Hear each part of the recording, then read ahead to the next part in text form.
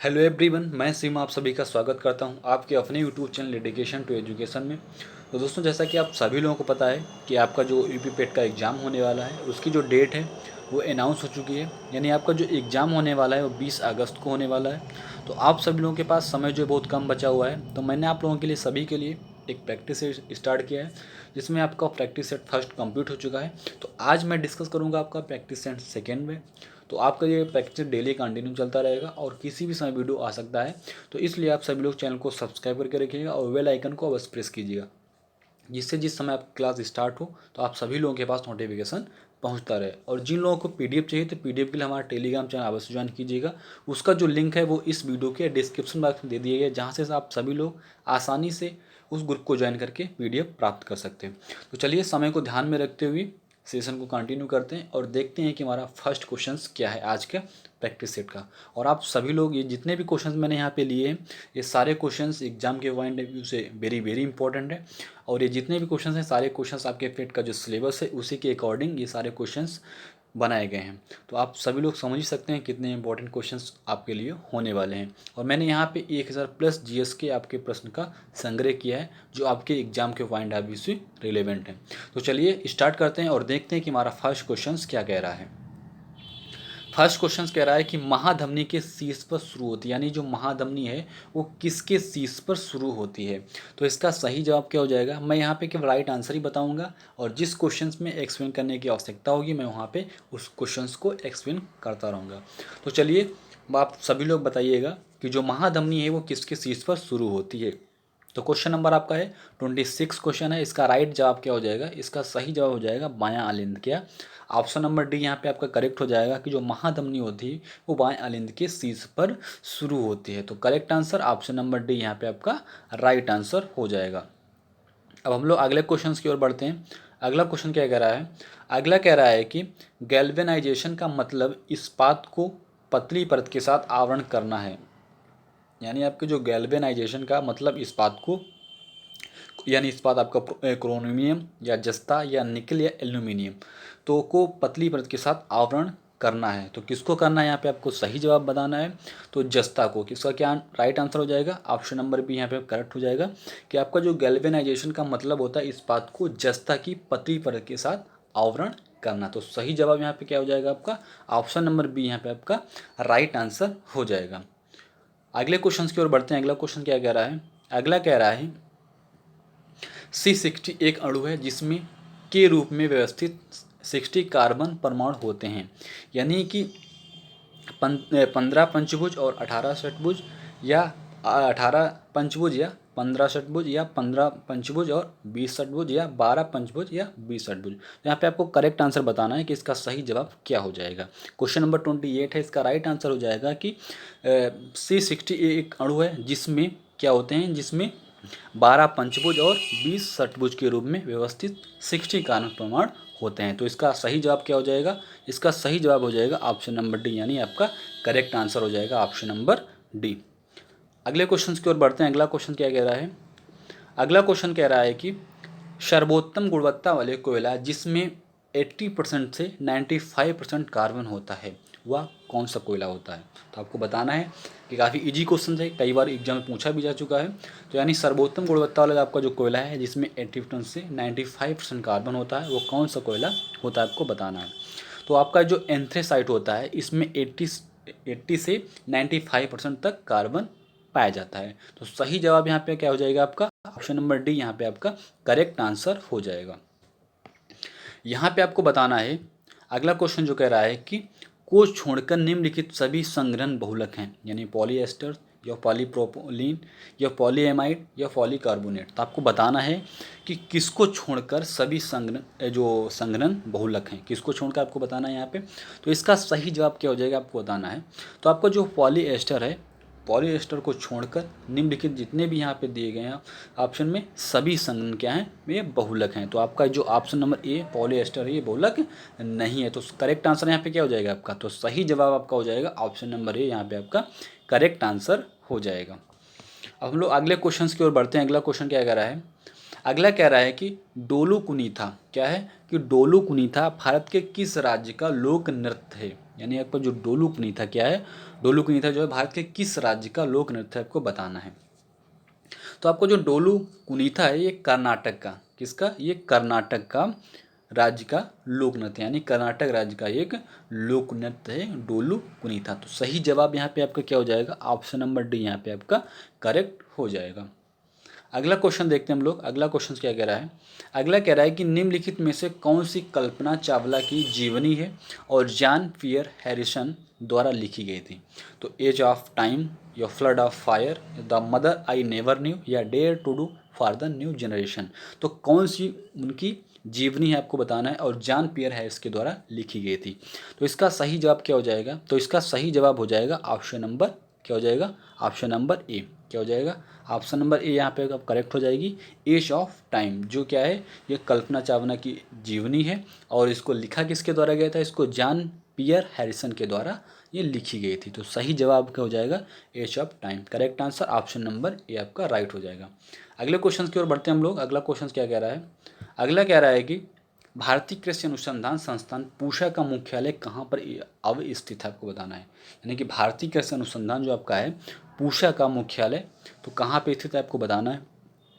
इसका जो मुख्यालय है वो दिल्ली में अवस्थित है। कहाँ पे, दिल्ली में अवस्थित है कृषि अनुसंधान पूषा का मुख्यालय। तो सही जवाब आपका हो जाएगा ऑप्शन नंबर ए, दिल्ली। अगला क्वेश्चन हम लोग देखते हैं।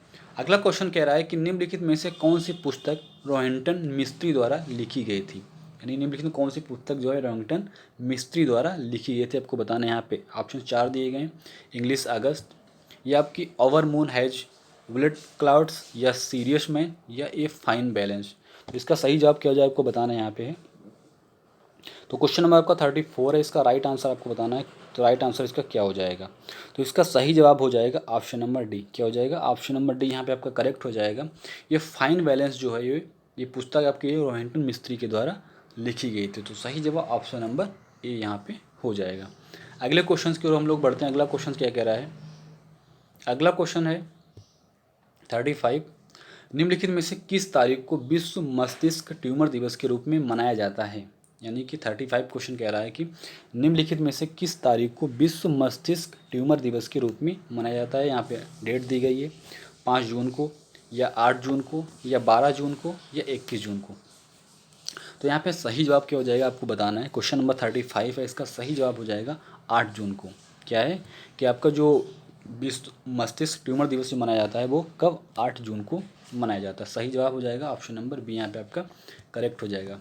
नेक्स्ट क्वेश्चन की ओर हम लोग बढ़ते हैं। नेक्स्ट क्वेश्चन क्या कह रहा है, नेक्स्ट कह रहा है कि किस भारतीय ने अर्थशास्त्र में नोबेल मेमोरियल पुरस्कार जीता है। कौन सा पुरस्कार, नोबेल मेमोरियल पुरस्कार जीता है। तो किसने जीता है, सीवी रमन ने जीता था, कि अमर्त्य सेन ने जीता था, कि कैलाश सत्यार्थी, या हरगोविंद खुराना। तो आपको बताना है यहाँ पे इसका सही जवाब क्या हो जाएगा। क्वेश्चन नंबर आपका 36 है, तो इसका सही जवाब हो जाएगा अमर्त्य सेन को। यानी कि भारतीय अर्थशास्त्र नोबेल मेमोरियल पुरस्कार जो है वो अमर्त्य सेन को दिया गया। तो सही जवाब क्या हो जाएगा, ऑप्शन नंबर बी यहाँ पे आपका राइट आंसर हो जाएगा।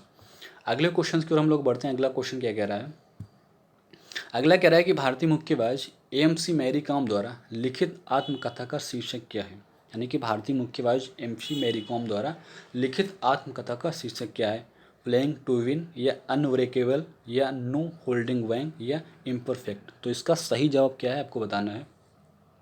तो इसका सही जवाब हो जाएगा ऑप्शन नंबर बी। क्या है, अनब्रेकेबल। क्या है, अनब्रेकेबल ये शीर्षक है आत्मकथा का, जो किसके द्वारा लिखी गई थी, ये एम.सी. मैरी कॉम के द्वारा लिखी गई आत्मकथा है। तो राइट आंसर क्या हो जाएगा आपका, तो राइट आंसर हो जाएगा option number B, unbreakable.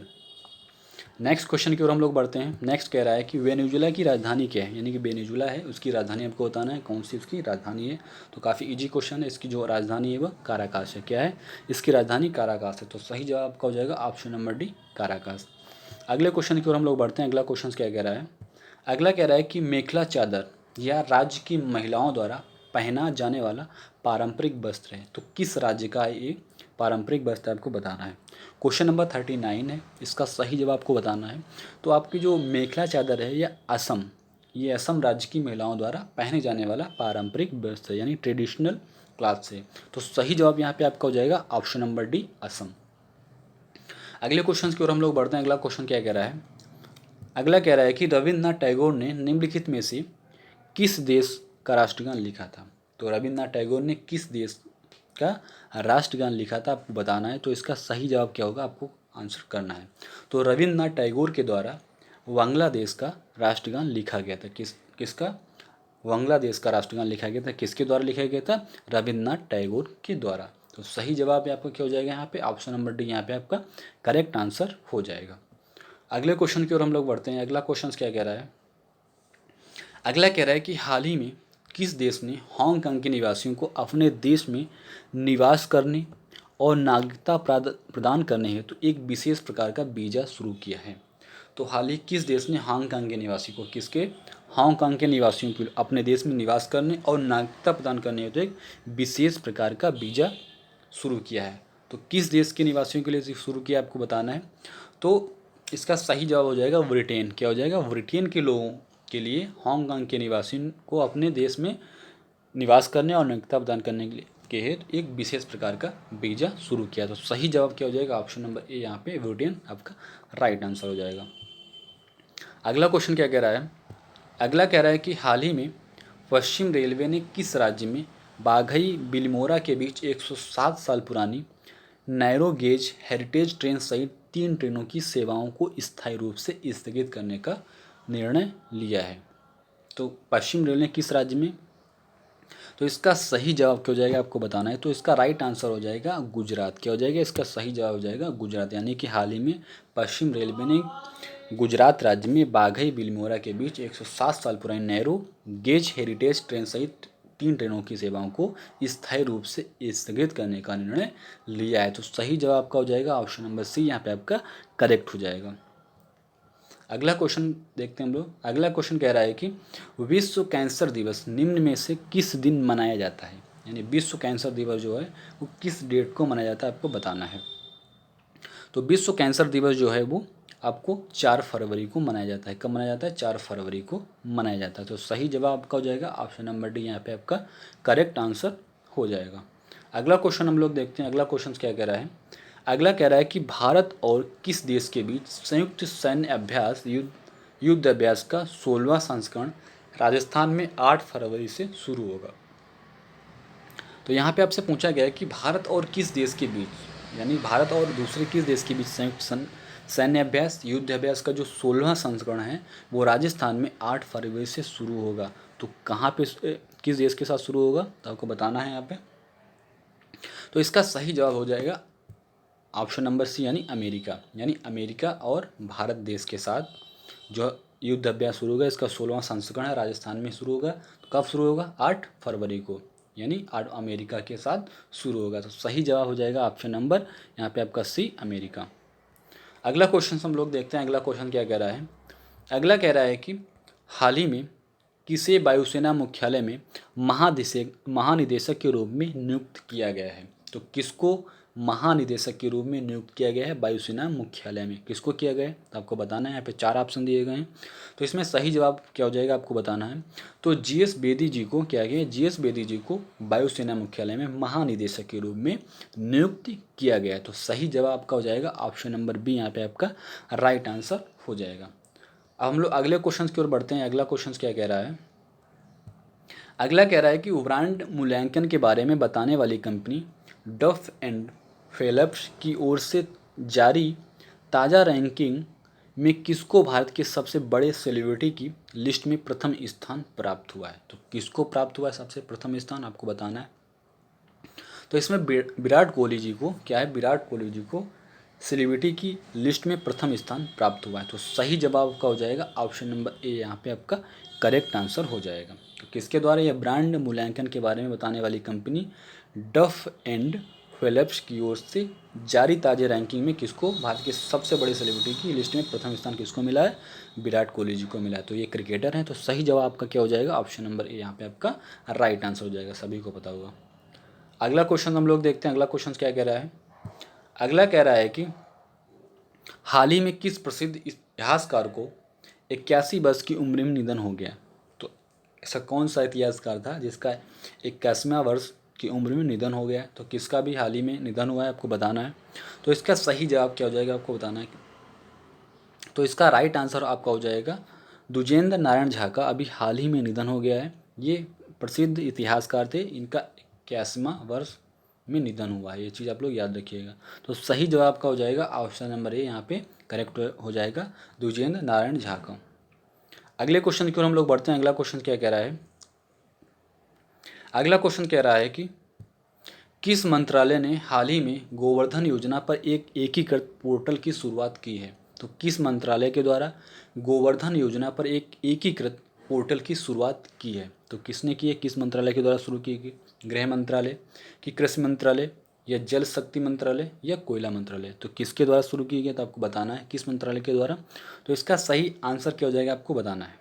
Question number आपका 48 है। तो इसका सही जवाब हो जाएगा जल शक्ति मंत्रालय के द्वारा। किसके, जल शक्ति मंत्रालय के द्वारा गोवर्धन योजना पर एक एकीकृत पोर्टल की शुरुआत की गई है। तो करेक्ट आंसर हो जाएगा ऑप्शन नंबर सी, यहाँ पे आपका राइट आंसर हो जाएगा। अगले क्वेश्चन की ओर हम लोग बढ़ते हैं। अगला क्वेश्चन क्या कह रहा है, अगला क्वेश्चन कह रहा है कि आरबीआई ने 5 फरवरी 2021 को मौद्रिक नीति समिति एमपीसी की द्विमासिक बैठक में रेपो रेट कितने प्रतिशत पर बरकरार रखा है। तो कितने प्रतिशत पर बरकरार रखा है आपको बताना है। तो ये इकोनॉमी का आपको क्वेश्चन है, इस टाइप के क्वेश्चन आ भी सकते हैं। ये कोई इंपॉर्टेंट क्वेश्चन नहीं फिलहाल है, लेकिन आ भी सकता है।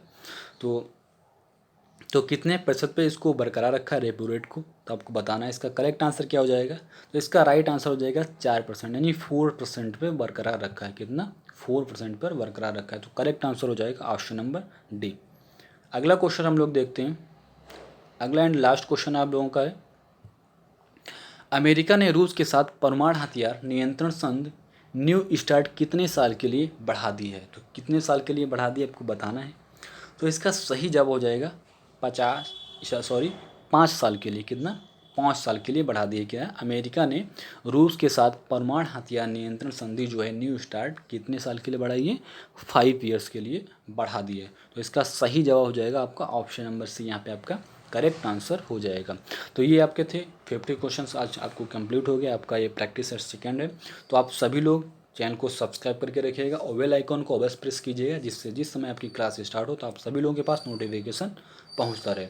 और जिन लोगों को पीडीएफ चाहिए विद एक्सप्लेनेशन के, तो आप सभी लोग उसके हमारा जो टेलीग्राम ग्रुप है उसका लिंक इस वीडियो के डिस्क्रिप्शन बॉक्स में दे दिया गया है, जहाँ से सभी लोग ग्रुप को ज्वाइन करके आसानी से पीडीएफ प्राप्त कर सकते हो। तो चलिए आज के लिए बस इतना ही, और वीडियो को ज़्यादा से ज़्यादा अवश्य शेयर कीजिए, जिससे सभी दोस्तों को वीडियो का लाभ मिल सके। तो आज के लिए बस इतना ही, मिलते हैं न्यू वीडियो में। Thank you so much, thanks for watching.